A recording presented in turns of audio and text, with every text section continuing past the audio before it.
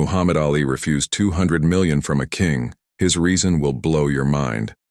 A king once offered Muhammad Ali a deal so massive that most people wouldn't even hesitate. $200 million.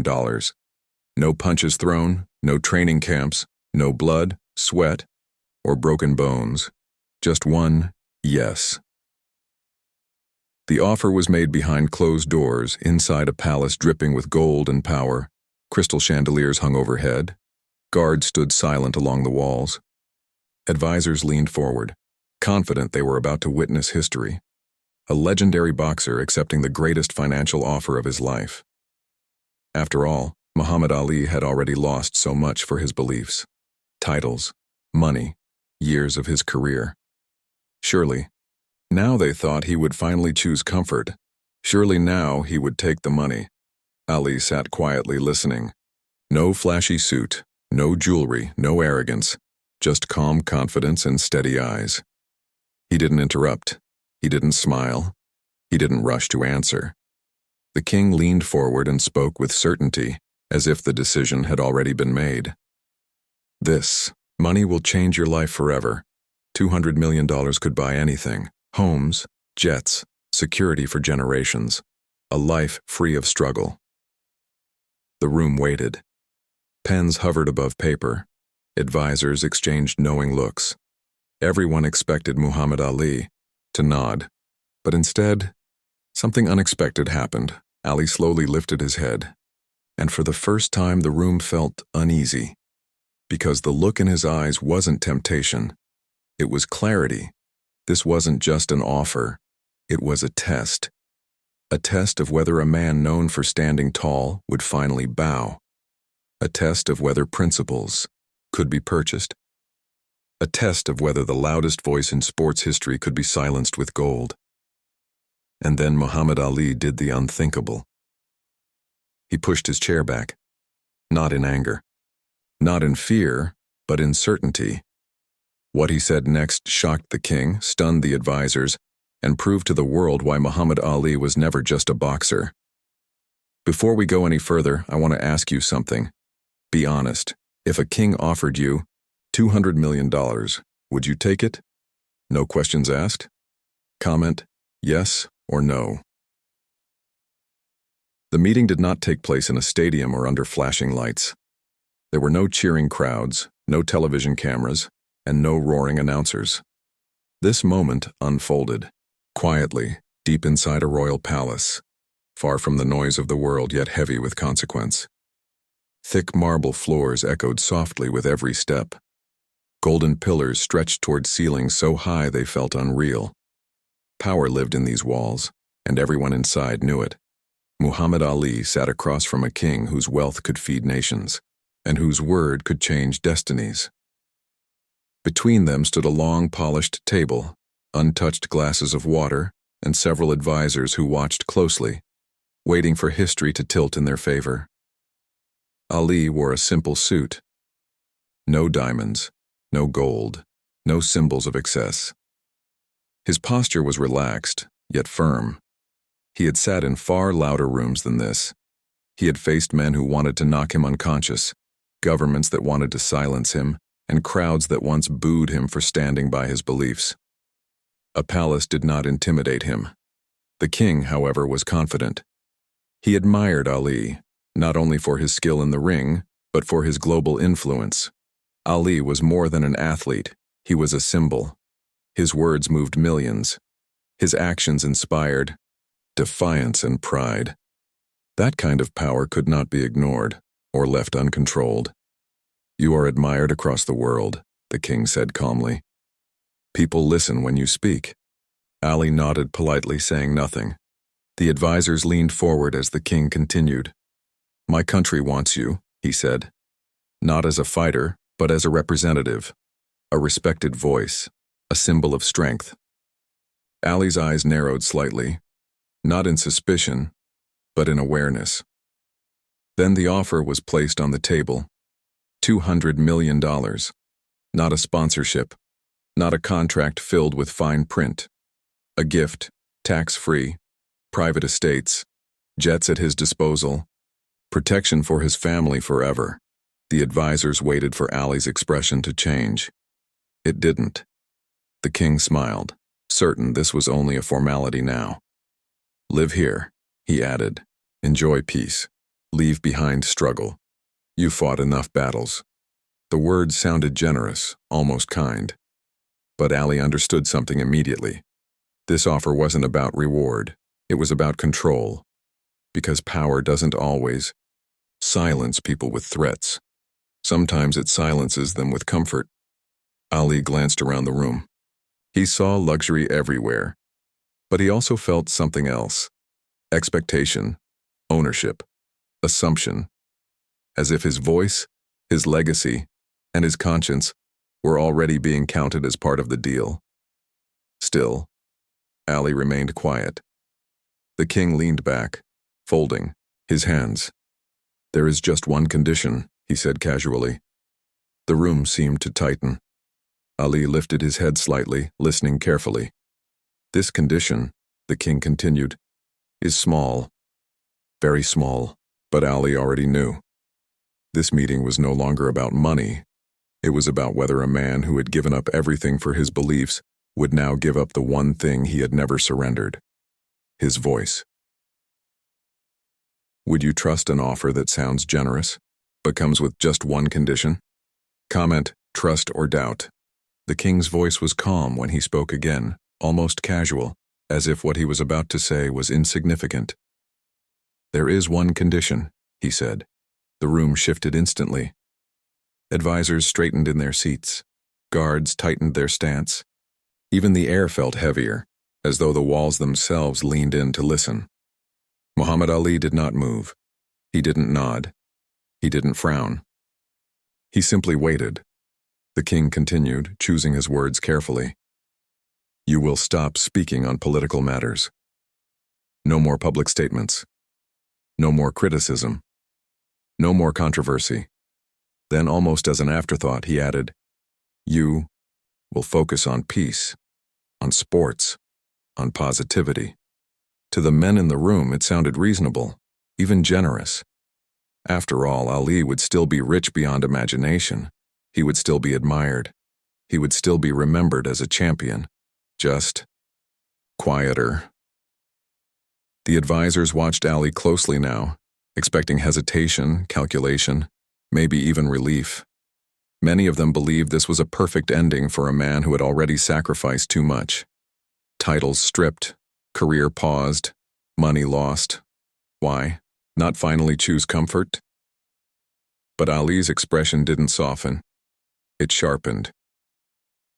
He leaned back slightly, eyes steady, and for a moment he said nothing at all. Silence stretched, long and uncomfortable. This was not the silence of fear. It was the silence of understanding.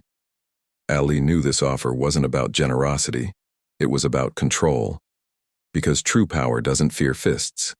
It fears voices. The king mistook the silence for consideration and pressed on. You've already made your point, he said. You've proven your courage. Why keep fighting battles that only bring you trouble? Ali finally spoke. Because they're not finished, he said quietly. The advisors exchanged glances. This was not the answer they expected. The king frowned slightly. With this money, he replied, you could help your people in ways words never will. Ali nodded once. Money helps, he said. But silence helps the wrong people more. That sentence landed like a punch. The king's jaw tightened. You misunderstand, he said. We are offering you safety, respect, a life without struggle. Ali leaned forward now, placing both hands on the table. I've been safe before, he said. And I gave it up. The room went still. Ali's voice grew firmer, though never loud. I lost titles because I spoke. I lost money because I spoke. I lost years of my life because I spoke. He paused, eyes locked on the king. And you think after all that, I'd sell my silence? The advisors shifted uncomfortably. This was no longer a negotiation. This was a confrontation of values. The king tried once more. You could inspire millions here, he said. Under our protection. Ali shook his head slowly. If my words need permission, he replied, then they're not inspiration. That was the moment the truth became undeniable. The 200 million wasn't a reward. It was a leash. They weren't buying Muhammad Ali's presence. They were buying his quiet. Ali leaned back, calm as ever. He wasn't angry. He wasn't offended. He was resolved. And in that palace filled with gold, power, and control, one man made it clear. Some things are worth more than comfort. Some voices are not for sale, and the king was about to learn exactly how much Muhammad Ali valued his. The room grew still, heavy with tension. Every advisor, every guard, and even the king himself leaned forward in their seats, trying to read the face of the man they thought they understood. But Muhammad Ali was not predictable. He had never been predictable. Not in the ring, not in life, and certainly not now, in a palace filled with gold, power, and expectation. Ali didn't shout. He didn't gesture wildly. He didn't storm out in anger. He simply stood, calm, poised, and deliberate. His presence filled the room like a quiet storm, unseen, yet undeniable. The kind of power that demands attention without demanding compliance. The younger advisor whispered to his colleague, He's not negotiating? No, the other replied. He's deciding. Muhammad Ali's eyes swept across the polished table, taking in the glint of gold, the carved walls, the crystal chandeliers, and then finally the king, not with disrespect, but with a clarity that cut through the layers of expectation. You're offering me money to stop being who I am, he said quietly, each word deliberate. The sound echoed softly against the marble walls, but it carried weight that no gold could match. The king blinked, uncertain. This was supposed to be a formality, a celebration of generosity and power. Instead, it had become a moment of accountability. Muhammad Ali was not impressed. He was not tempted. He was aware. Advisors shifted uncomfortably. Guards stiffened. The silence was heavy. Every word from Ali seemed to ripple through the room like a quiet wave of authority. I've been poor, Ali continued, voice calm but firm. I've been rich. I've had fame. I've had fortune. But I have never been owned. And I will never be owned. Not by gold, not by titles, not by power. The king's frown deepened. You could help your family for generations, he said, cautiously. Think of the comfort, the security, the legacy. Ali nodded, acknowledging the point but not conceding. What good is feeding my family if I starve my soul? The advisors leaned in, hanging on his every word.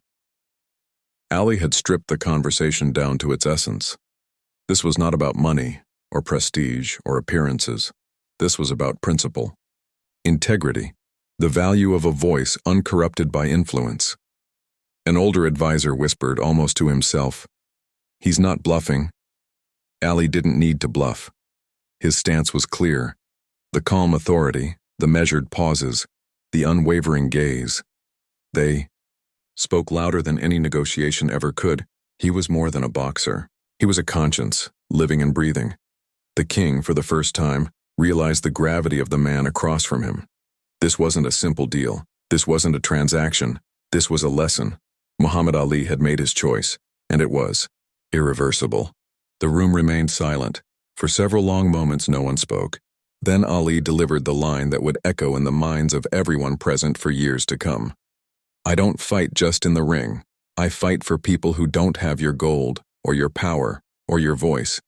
If I take your money, I lose the right to speak the truth. The advisors exchanged glances, some nodding subtly. The king exhaled slowly, the enormity of Ali's integrity sinking in. He had offered comfort, security, even a fortune, but Ali had refused it all, not out of defiance, but out of conviction. Muhammad Ali turned, walked to the door and left. Not with drama, not with fanfare, not with triumphal gestures, just away.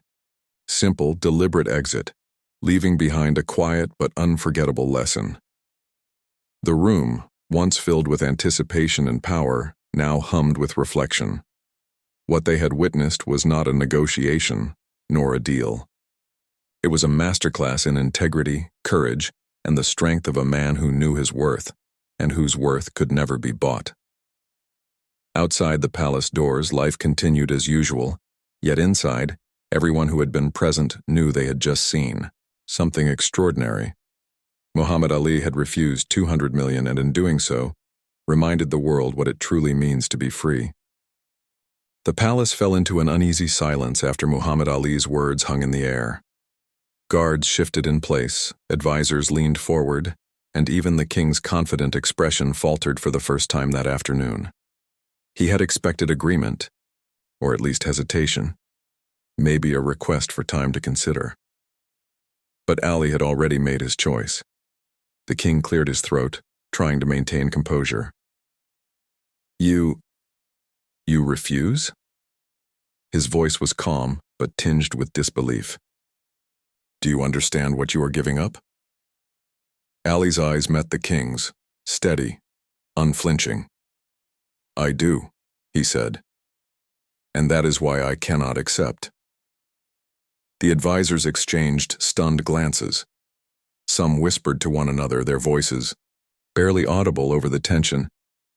"He's serious. He's really serious." One of the senior advisors tried to reason with Ali. "Sir, think of your family, your legacy. $200 million, tax-free, guaranteed. You could live without worry for life." Ali's calm smile widened just slightly. "And lose my voice? Lose my conscience? Lose the right to stand for what's right? That is a cost too high, one no money can ever repay." The king's frown deepened. He had faced world leaders, generals, and titans of industry. But this man, a boxer with global fame, was refusing what most would consider the ultimate prize. It was not a negotiation. It was a statement, a challenge, a moral declaration. "You're young to think like this," the king said, leaning forward. "Most would never refuse." Ali shook his head. "It's not youth. It's experience. I've lived in poverty. I've been celebrated. I've been punished for speaking truth. And I have learned that the value of money is small compared to the value of integrity. I cannot sell what I cannot afford to lose. My principles." Hush fell over the room. Even the king's closest advisors were struck silent. The weight of Ali's conviction was heavier than any gold in the palace. For the first time, the advisors realized that this meeting was not a transaction. It was a demonstration, a lesson in courage and character. Muhammad Ali continued, his voice soft yet commanding. "I don't fight just in the ring. I fight for those who have no gold, no power, and no voice.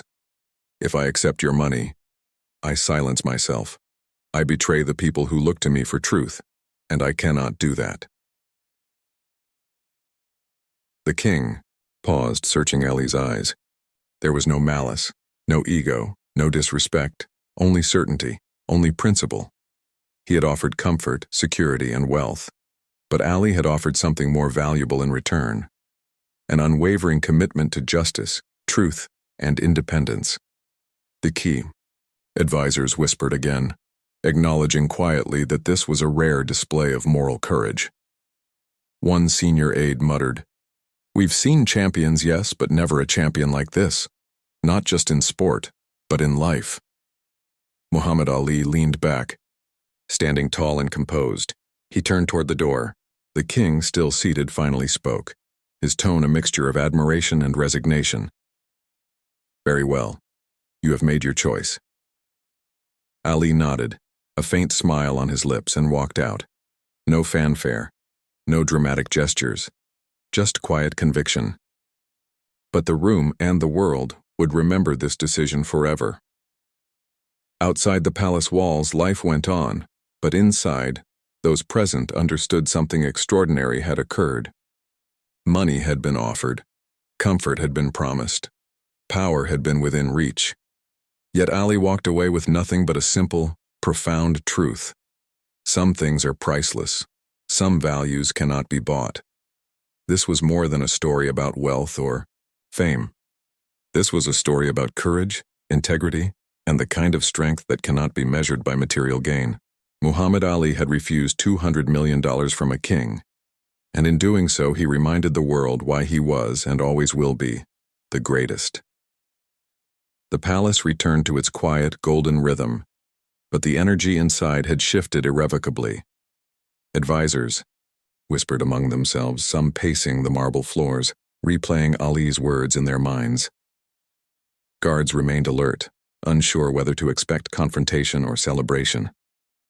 Even the king, once so confident in the power of his wealth, now sat back in thoughtful silence, realizing that he had witnessed something far more valuable than obedience: integrity in action. Muhammad Ali had not taken the money, the jewels, the estates, or the power. He had left with nothing material, yet everything intangible, the unshakable authority of a man who knew his worth and refused to compromise it. As he walked calmly toward the palace exit, each step resonated with quiet strength, leaving behind a lesson that money could never purchase. Outside, the sun reflected off the palace gates, casting a glow over Ali as he paused briefly, taking in the magnitude of what had just occurred. He hadn't needed a speech, a fanfare, or cameras to announce his decision. The impact of his choice was already permanent, etched in the minds of the king, his advisors, and anyone who would hear the story later. Inside the palace, the advisors could only exchange glances. Some of them had devoted their careers to wealth and influence, believing these to be the ultimate motivators. And yet Ali's refusal shattered that notion entirely. For them, the lesson was clear. Power is not always about wealth or control. Sometimes it is about the courage to stand firm in your principles. The king, though initially frustrated, eventually understood the profundity of Ali's decision. He had offered fortune, security, and influence, but Ali valued voice, conscience, and freedom above all else. That understanding sparked respect in the king's eyes, a quiet acknowledgement that he had met someone who could not be swayed by gold or intimidation. Muhammad Ali's decision reverberated far beyond the palace walls. News of the refusal eventually reached the world, spreading quickly through newspapers, radio, and the growing influence of television. People everywhere marveled, not at the size of the offer, but at Ali's unwavering conviction. Fans, fellow athletes, and ordinary citizens saw a champion in a new light, a man who could fight not just in the ring but in life for truth and justice.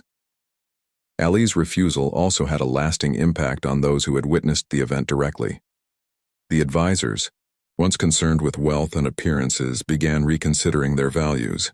The guards, who were trained to respond to commands rather than conscience, realized the strength in silent observation and moral courage.